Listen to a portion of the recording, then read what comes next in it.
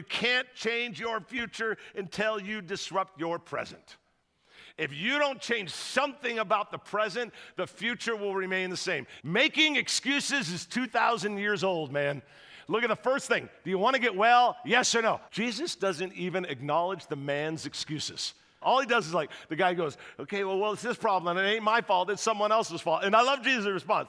Just get up and walk. I want to say a big hello to everybody worshiping at all of our campuses. You are here for the beginning of something new. If this is your first Sunday with us, can I just say this to you? Congratulations. You started at New Life when we started something brand new. So that means this, we're not in the middle of something that you're walking into. We're all starting something from the very beginning. You're here on week one. High five the person next to you and go, we're here on week one. Come on. We're here on week one.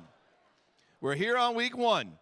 This is week one of a series that we do every November called Kingdom Builders. How many of you guys know that, man, we love helping people find Jesus and seeing their lives change, both here in all of our campuses, but also around the world. We do. We love that because we know this. God loves people here in Nebraska, wherever you're viewing this from, equally as he does in some village over in Africa.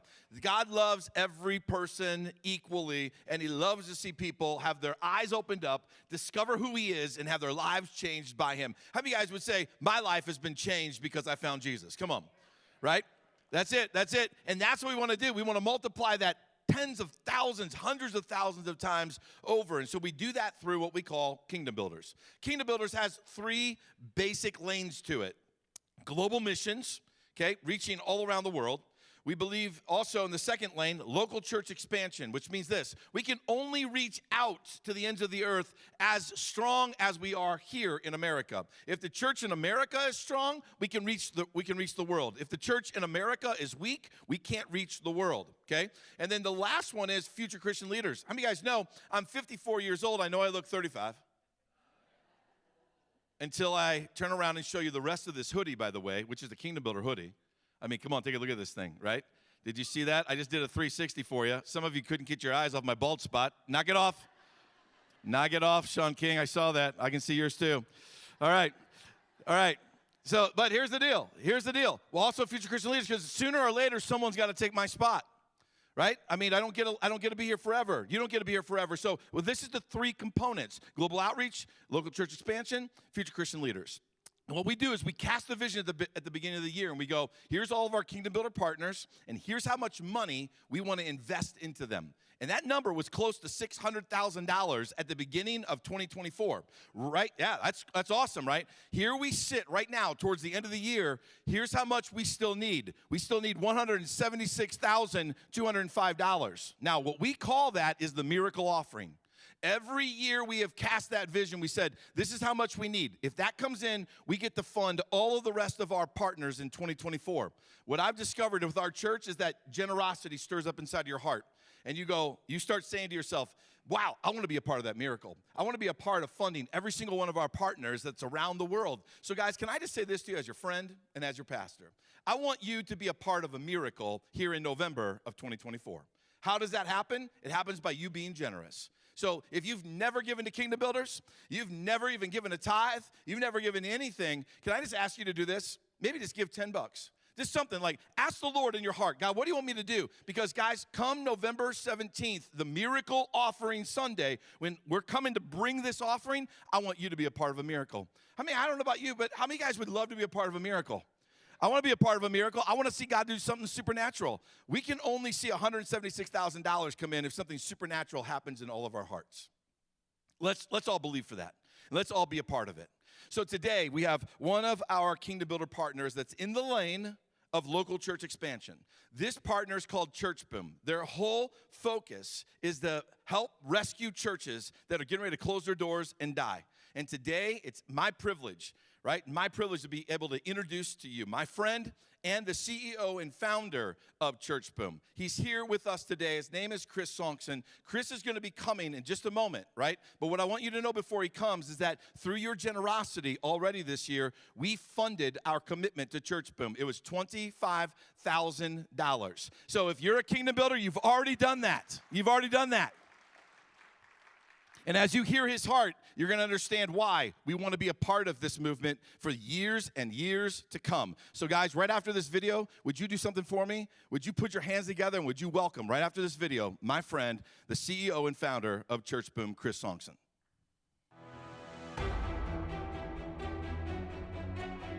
Protesters leaving an auto parts store in flames. We've seen a year's worth of suicide attempts in the last 4 weeks. We've never seen numbers like this. This deadly mass shooting happened in Parkland, Florida. 49% of Americans are struggling and making sacrifices to make their monthly housing payments. Inflation being at the highest levels in around 4 decades. Across the nation, college campuses erupting in protest. Shocking new numbers from the feds this morning show homeless crisis is getting much worse.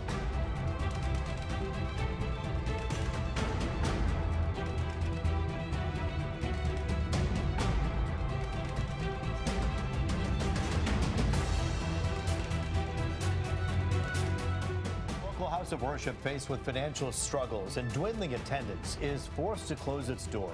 In 2020, over 60% of Americans identified as Christian, down from 90% 50 years ago. Religious service attendance and membership is falling.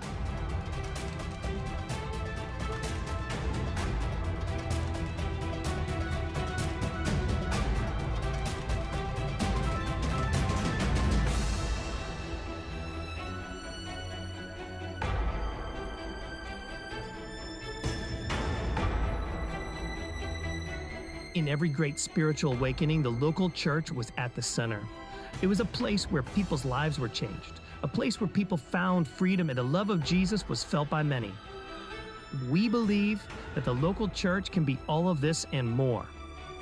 We see the local church thriving as a beacon of hope, a place of salvation for the lost. We see communities being rescued as churches stand strong. All it takes is one rescued church to rescue the many. So let's reject the idea of churches closing.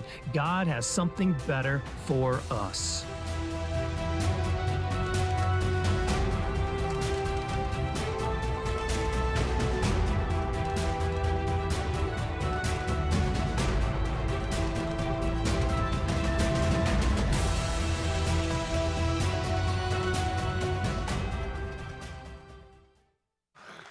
Yeah! It is so good to see you. How's everybody doing today? I want to remind you, you're in church. This is the best place to be all week long. We serve a God who's amazing, so let's try that again. How's everybody doing today? Yeah, there we go. Hey, it is so awesome to be able to be with you. I was here last year, I'm here this year, and if Jeff likes me, I'll be here next year. If not, you know why? It's his fault. But it is awesome to be able to be with you guys today. What a joy it is. And I want to give a shout out to your amazing pastors, Pastor Jeff and Kim. I don't know if you guys realize this, but you have some of the most amazing pastors on the planet.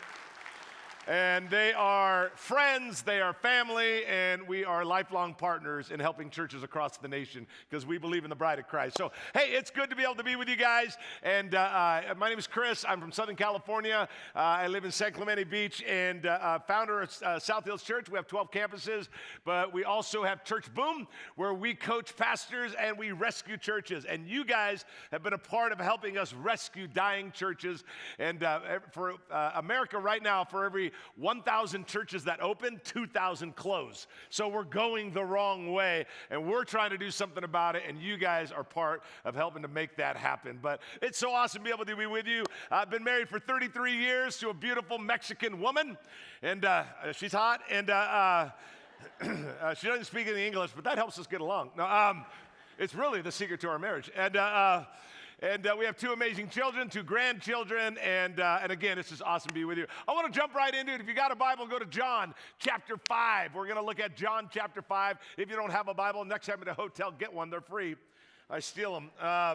And it's a little side hustle I do on eBay. But anyway, John 5 is what we're going to look at. I want to minister to you, and then I want to turn the corner at the end, tell you a little bit about how we're rescuing churches and how you're playing a part in that. But let's go to John chapter 5. A few years ago, I had the opportunity to go to Costa Rica for a speaking event with another pastor friend of mine.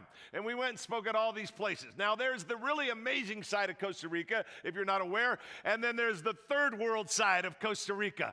We were on the third world side of Costa Rica. And so we had all this speaking, but we had one day off. And I went up to the lady at this hotel and that we were staying at, and I said, excuse me, I said, tomorrow we have the whole day off. If you had the whole day off in Costa Rica, what would you do? And the lady goes, with a broken English, she says, you should go ziplining at the Serapiki River. The Serapiki River is where they filmed Jurassic Park. So it's a beautiful place, you know? And she said, you should go ziplining. Now, how many here have ever ziplined before? Raise your hand, let me see. How many have ever done it in a third world country? Really different. Because here in America, we use a cable. There, they use dental floss. Very different. And if you don't know what ziplining is, basically it's one cable that's hooked to another tree, you know, and you kind of zip line down. They put one harness, one clip, and you kind of do a Tarzan thing. And there in Costa Rica, there are ravines from one tree to the next. So at some point, you're 60 stories in the air. 60 stories in the air with one harness, one clip, one cable. Very scary. So I'm like, man, dude, let's do it. Okay, great. So we wake up the next morning, we go there, and there's the bus that picks us up. It's not a city bus. It's part of the, you know, the whole deal. And we get on there, and it's a massive bus, seats 65 people. There's only 5 of us on the bus. We go up 2 hours into the Serapiki River. We are deep into the rainforest. And I remember looking at my friend. I'm like, there's nothing out here, man. They're going to kill us. That's what's going to happen here. This is going to be a scene from Criminal Minds. And so we go 2 hours up the Serapiki River. Then we go an hour on a boat ride. There are alligators and monkeys flying around everywhere. Monkeys literally flying everywhere. It was like Wizard of Oz. And so then, after a 1 hour, then we did a 1 hour horseback ride in. We were that deep into the jungle. And so we get there, and there's a little hut, and the guy goes, okay, let's get ready. He tries the harnesses, make sure they fit, and the 5 of us start to take off. But I go, sir, the guy at the hut, I said, do we need to sign anything? And he goes, for what? Unbelievable. And I'm like, I go, what? What if we die? I said, aren't you afraid that, you know, like you'll get sued? He goes, oh, you foolish Americans. He goes, if you die, we leave. That's exactly what he said to me. You die, we roll up the cable, we're out of here.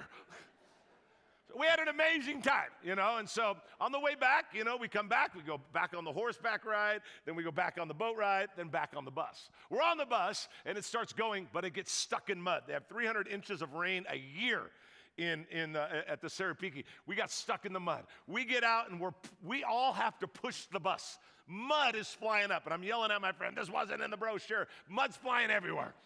And I look back at that moment and thinking about today's message, and then I realized this. We were stuck in the mud, but how often do you and I get stuck in the mud? And what I mean by that is we get stuck in certain things. In other words, man, it's like we get stuck in a spot where it's like, why am I still in debt? Why am I still bitter at that person? Why am I not forgiving that person? Why am I still angry? Why isn't my life farther along than I thought it would be? Why is this happening in my life right now? And we end up getting stuck, and we all get there. You may be partly stuck in there or all the way stuck, but we all get stuck. And I call it being stuck in the wall. So I want to show you something. Put it on the screen for me. This is the first one. This is called Life Before the Wall. Everybody say Life Before the Wall. Okay, life before the wall. Everything's great. Look how happy he is. Everything's great. Life before the wall. Life's going good. Marriage is going good. Money's going good. You're all happy. Everybody's happy. Then something happens, and now this happens. Now you're stuck in the wall. Okay? Maybe it's because of debt. Maybe it's because of lack of forgiveness. Maybe you're bitter, you're angry. Maybe your life isn't going the way you want it to go. Maybe you're still addicted to something. But man, you're stuck inside of this wall. When you get stuck inside of the wall, you basically have 2 options. Here they are. Okay? You either stay in the wall, and you can do that. I don't know why you'd want to, but you could. Or you can get to the other side of the wall. But please understand, there's no such thing as life before the wall anymore. It's over. So you have one of 2 choices. Stay in the wall or get to the other side of the wall. Okay, whether you're watching at a campus or watching right here, you have a choice in a few minutes. Walk out, stay in the wall, or get to the other side. Those are your only 2 options. Jesus one day in John chapter 5, he goes to this big, it's kind of a Jewish holy day, and it's a big festival. I've been there before. There's gates there, and you walk in, and it's a big festival going on in Jerusalem. He walks over to an area called the Pool of Bethesda, which means the Pool of Mercy. It's about as big as this stage. And there are 5 covered porches. How many porches are there? Come on now. Stay with me. Now, what do? Why the porches? Because it's so hot from the Israel sun. Here was the deal. When the angel would stir the water, if you got there in time, you would get healed of whatever, either sick or whatever it was. So people would wake up in the morning, lay under the porch, wait for the water to stir, try to get over to the water. If they made it to the water, they get healed. If they don't, they go back, go to sleep, wake up, lay under the porch, wait for the water to stir. This is where we pick up the story. Let's check out what happened with one specific guy that was waiting there under the porch. Jesus has a conversation with him. Look at John chapter 5. Afterward, Jesus returned to Jerusalem for one of the Jewish holy days. Inside the city near the sheep gate was a pool of Bethesda with 5 covered porches. Crowds of sick people, blind, lame, paralyzed, lay under the porch. One of the men lying there, help me out now, he'd been sick for how long? Help me out. 38 years. Okay, now let's stop right there. 38 years. That's over 13,000 days. He wakes up. Now, I just want you to pretend you're him. You wake up in the morning, you lay under the porch, you wait for the water to stir, you don't get there in time, and you do it again. After 10 times, 20 times, 50 times. Thought's got to be occurring. What you're doing ain't working, man. Like, dude, you're laying, we're going on year 1, year 2. I'd be thinking in my mind, like, dude, like, push people out of the way, maybe just lay in the water and wait for it to stir. Like, whatever you're doing, man, it ain't working. You've been doing this for 38 years. And I think he's stuck in this sickness, and he can't seem to get outside of the other side of the wall. And the thing that I would challenge him is, maybe, buddy, that your strategy ain't working. Like, you're too far away from the pool. I don't know what it is, but your strategy ain't working. You ever thought that maybe your strategy, my strategy, isn't working?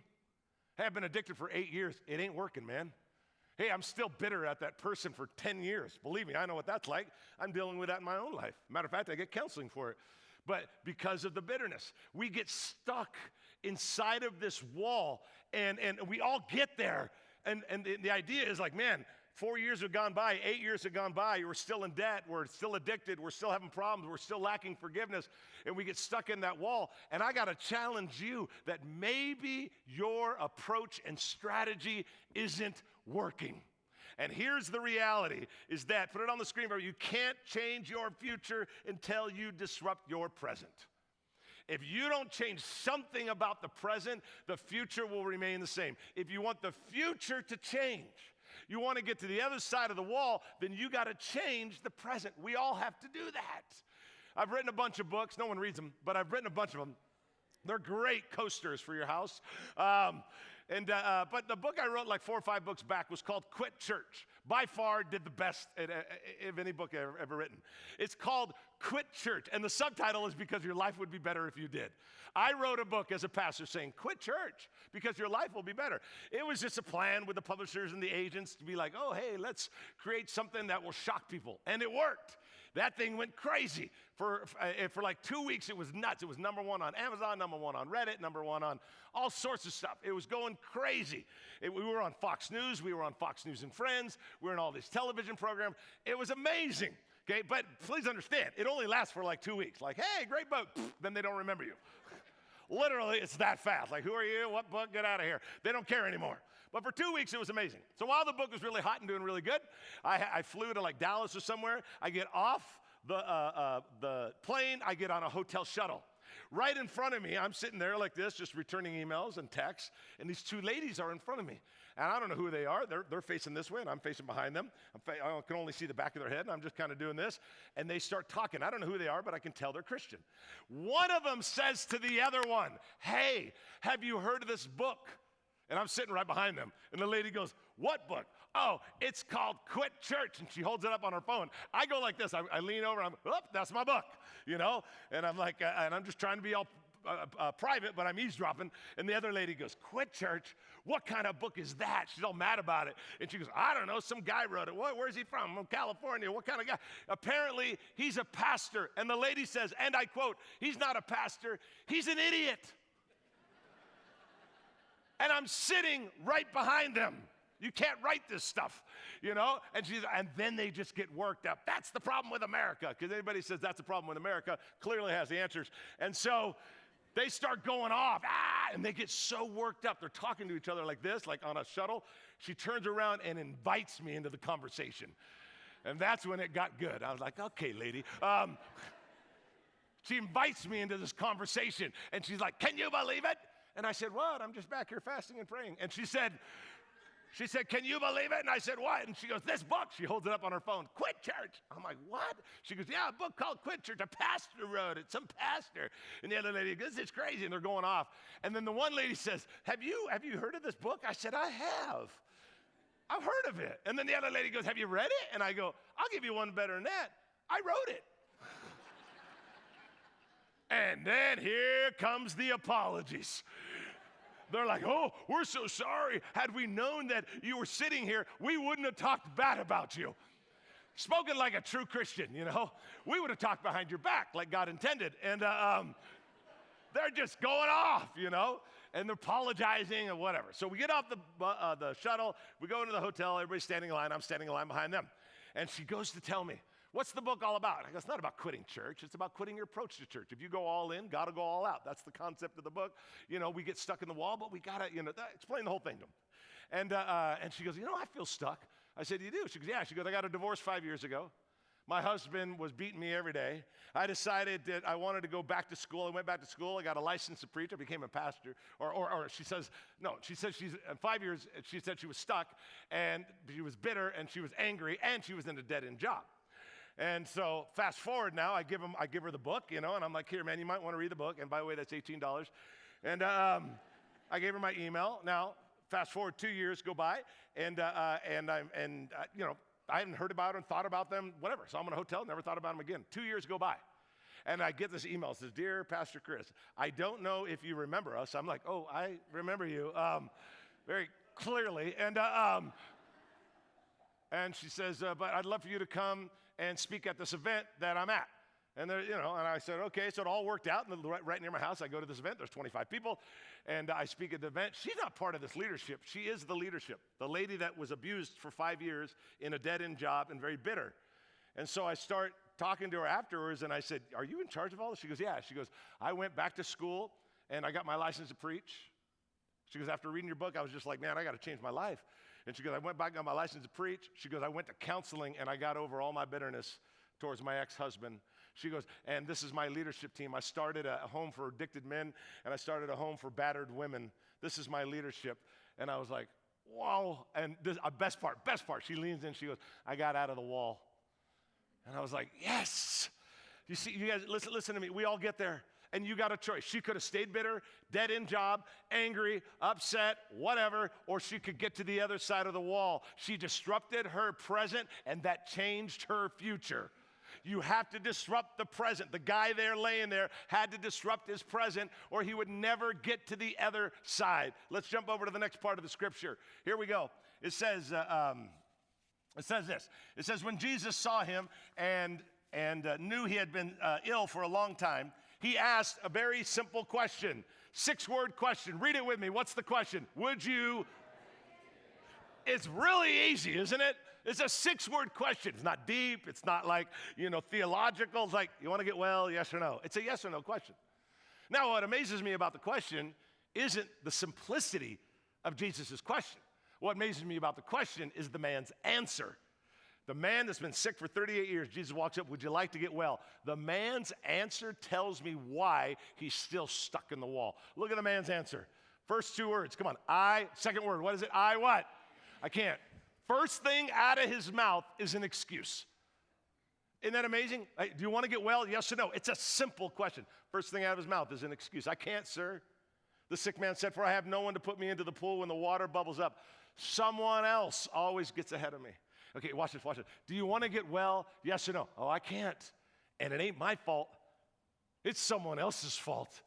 It's my mom's fault. It's my dad's fault. They didn't even give me a college education. That's why I'm not feeling like I'm able to get advancement in life. It's my ex-husband's fault. That's why I'm bitter. It's my ex-wife's fault. That's why I'm still angry. It ain't my fault that I'm stuck in the wall. Making excuses is 2,000 years old, man. Look at the first thing. Do you want to get well? Yes or no? I can't, and it ain't my fault. It's always the ability to find someone else to blame. And we all do that. I do that. A few years ago, my wife texts me, I'm at the office. She's like, hey, you got to pick up some groceries on the way home, milk, eggs, whatever. I'm like, okay, I'll pick them up on the way home. So I pull into the grocery store, and I pick up 5 or 6 items, whatever she wanted. We go up there. The lady goes, that'll be $25.87. Please keep in mind, that was 5 years ago. Now that'll just get you an egg. You're not getting a dozen. Don't lose your head. And so $25.87. And so I said, okay. I pull out my card. She goes, you can't tap it. You got to swipe it. I'm like, okay. Swipe the card. It says declined. Now, how many of you has that ever happened to you before? Come on, raise your hand. Have you yeah. And what do we say? I don't know why. I got so much money. I'm loaded, you know. And I did the same thing. I don't know why. And I even threw this one here. I was at the bank this morning. I got money in there. And you know what the lady's thinking at the cashier? You're a loser, pretty much. And so I'm like, all right. I go, no, let me swipe it again. No, you got to get out of line. No. So I talk her into it. Boom, I swipe it again. Declined. Now, this is a scene, man. The manager comes over. They're grabbing my groceries. They're putting them away or whatever. You know, the line's growing. Some guy in the back, Pastor Chris, is that you? I'm like, no, it's his twin brother, Craig. I don't have a twin brother. And all this is happening, you know, all this craziness. And the manager, oh, you got to get out of the line, sir. I said, sir, I go, let me do it one more time. He goes, you've already tried twice. I go, just one more time. Okay, this is your third and last time. He resets it. He goes, I'll give you one more chance. The manager's upset at me. I look down, and I look down, and I realize with my wallet, I haven't been swiping my Chase Bank card. I've been swiping my Chevron gas card. And so the guy goes, okay, go ahead. And I don't say anything. It's right down here. I pull out the Chase card. Boom, I swipe it. It says approved. And I love it because the manager's like, sir, we're so sorry. I said, I hope so. I have a reputation in this town. Now, I'd like to say to you that I, fully was just like, admitted it, and oh, I'm so sorry and all that. I didn't admit anything. I'm telling you the truth, man. And I looked at, I grabbed my groceries, and I got out of there. I didn't say, sorry, I was swiping the wrong card. I was like, there's a line of people mad at me. The manager's mad at me. The lady's mad at me. I grabbed my groceries, and I got out of there. I didn't want to admit it was my fault. Now, I think we all do that. I'm just being honest with you. And, in that sense of like, man, I didn't want to admit it. Now, that's just a little thing with groceries. But then you get over to something like this in John chapter 5. It ain't my fault that I'm here. I think we do the same thing with much bigger issues in our life. Ain't my fault. And let me tell you something. Making excuses does not remove responsibility. If we're stuck in a wall, we got to get to the other side of the wall. And with God's help, and please understand something, God's going to help you get to the other side, but you got to do your part. I always say this, that the battle belongs to the Lord, but the fight belongs to us. We got to battle. We got to fight. We got to get to the other side. And I want to encourage you to challenge the story you keep telling yourself, because maybe it's a lie, and maybe you're using it, and maybe just like me, we all do it. Let's look back at the scripture here, and let's pick it up where we left off. Jesus told him. We wrap it up. The guy makes all these excuses, and Jesus says, stand up, pick up your mat, and walk. Instantly, the man was healed. He rolled up his sleeping mat and began to walk. I don't know if you find this funny. I think it's hilarious. Here's why I think it's hilarious. The man comes up with all these excuses. I can't, and it ain't my fault. It's someone else's fault. Jesus doesn't even acknowledge the man's excuses.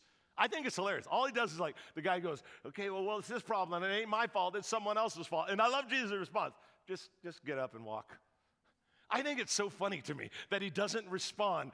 Not that he didn't care, but he's like, oh, that doesn't matter. Just get up and walk. And I wonder if Jesus came in the flesh.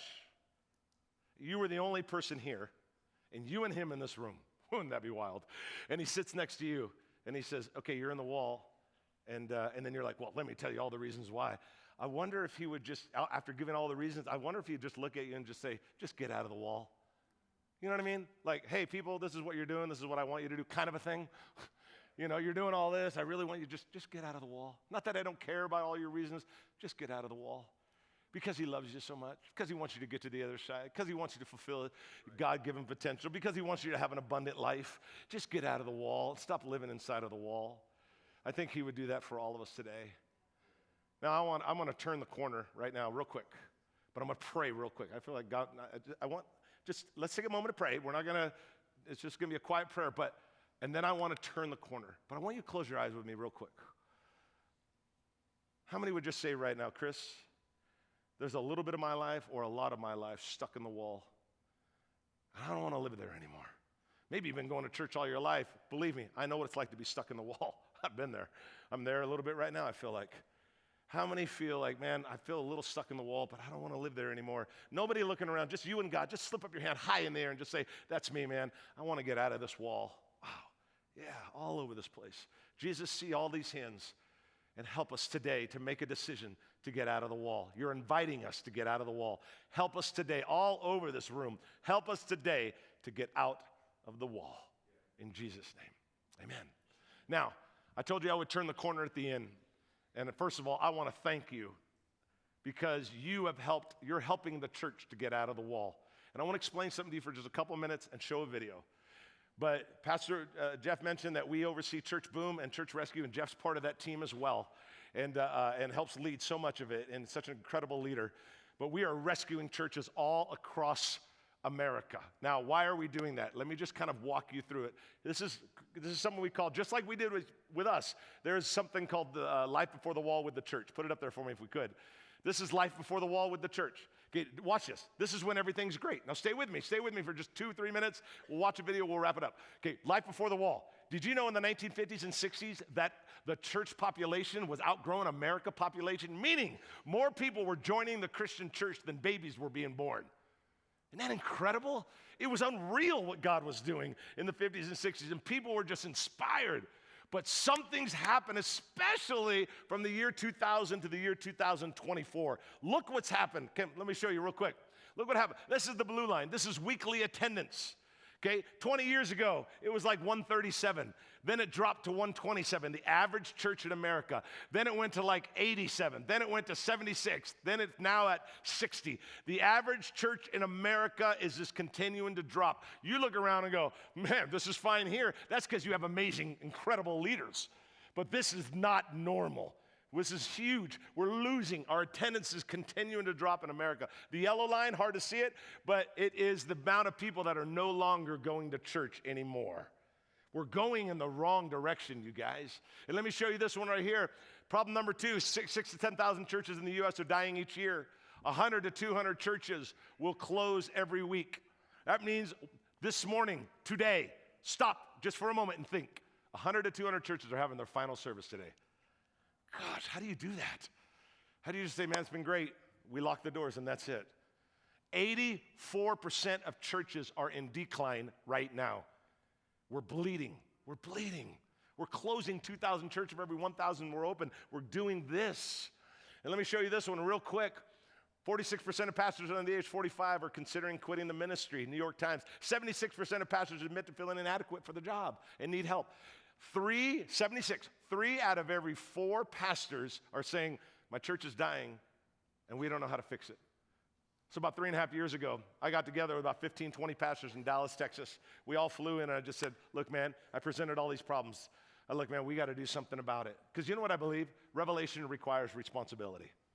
When you know about a problem, you got to help solve the problem. You can't just say that's someone else's problem. This is the bride of Christ. This is not a small thing. And so I said, man, guys, we got to do something about it. Now, we could all just go back to our big old churches and just move on our way and, ride into the sunset. But we got to do something about this. And, man, we started getting excited. And we're like, well, we got Church Boom. We do executive coaching. But what if we started something under Church Boom called Church Rescue? And I told the guy, all the pastors in the room, I'll never forget, I'm like, kind of like Bar Rescue. And I asked the pastors in the room, how many of you guys ever seen Bar Rescue? Oh, no, I've never seen it. That's my night of worship. I'm like, you liars. And they're like, no, I've never seen it before in my life. I'm like, what if we did something called Church Rescue, where we rescued churches that were dying, and we put them into we start coaching them for a whole year for free. We'll pay for it. And then we give them resources, and we give them emergency funding, and we'll pay for it. And then what happens with all these thousands of churches? What if we give them a 4-day retreat, and we'll pay for it? And everybody's like, that's awesome. And one guy goes, how are we going to pay for it? And I said, I got no idea. But what a great idea, And so then we just thought, well, what if we start partnering with healthy churches, Bride of Christ, to help the unhealthy churches? That seems like something Jesus would do. And that's what we're doing. We are working with churches to raise the funds to give them away so we can rescue hundreds of churches. And we are now rescuing hundreds of churches across America and soon into the thousands because we want to stop the bleeding. And I want to say thank you. Yeah. Thank you to all you kingdom builders because you are helping to stop the bleeding. And I love what God is doing. I want to show you this video of a pastor we rescued just outside of Detroit, Michigan. One of an example of hundreds of pastors we rescued. Check out this video of Pastor Muda. Listen to this story of a guy that's church was down to 40 people and last week had 280. And God is restoring that church, which means thousands of more people being saved and following Christ. This is one example of that rescued churches will rescue people, but rescued churches will rescue America. Check out this video. So my wife and I really felt called and compelled to plant a life-giving church in an area of Southwest Michigan. It was a place that most people would not be running to plant a church. It was a pretty depressed community. But the call was really so strong. We knew that this is where God was leading us. But not too long from the time we launched, we started realizing that we really didn't know what we were doing. We came into this thing with the passion, but we didn't literally come with a really healthy plan. And ultimately, it was putting a strain on our relationship as a couple. And we were at a point where we're saying, maybe it's just time to throw in the towel. My wife and I really prayed for some sort of intervention, something that could step in and help us go from where we were to where we believe that God could lead us. And that's when we were introduced to Church Boom. Through Church Boom, we were able to get a coach who worked with us one-on-one. Plenty of times I was able to bring my team into it and he was able to coach our entire team. We were able to develop some systems that would bring us back to health. There were some processes that we were missing in how we ran the church operationally, and even really some ways that I was not pastoring effectively. Our coach really walked us through that journey of getting the church back healthy. If you want to know what a rescued pastor, a rescued church looks like, you are looking at it. There was a woman who walked into the door because she was looking for a church in the community. And at her baptism a few weeks later, she shows up with her husband, her son, a few family members there as well too. And when she went down into the water, something happened in that room. Not only was she baptized, but her daughter was baptized. Her husband, who had no intention of ever being part of a church, was baptized. Her son was baptized. Her brother-in-law was baptized. The entire family was baptized that day. And that's what a rescued church looks like. A church that is seeing new life born because of the generosity of your gifts. So thank you so much for being a part of what Church Boom is doing through your giving. It is literally rescuing not only churches, but it's rescuing lives.